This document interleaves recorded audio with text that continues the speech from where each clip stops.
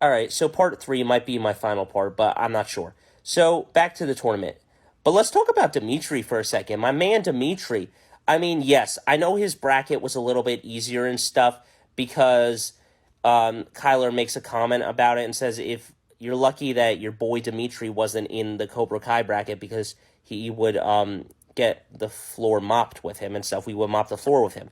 But I mean, you got to admit, he's still pretty impressive to get to a semifinal and stuff against Robbie and everything. It's just the way that it happens. Sometimes you get an easier bracket than someone else and stuff, and it's not ridiculous. Now, the other thing is that I feel bad for Kyler because the writers kind of made him a joke of the story.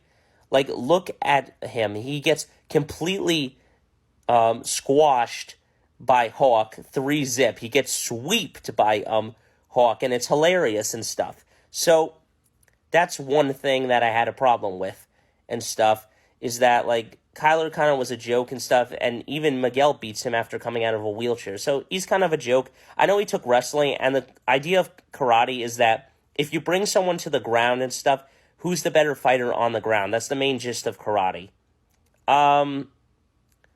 So let's go into other things. Now, let's talk about Sam and Piper's fight. This is the one fight that I really dislike and stuff due to the fact that Piper is ahead at one point, and she antagonizes Sam, and she's kind of a beginner versus Sam, and so because Sam's more of a pro at this point.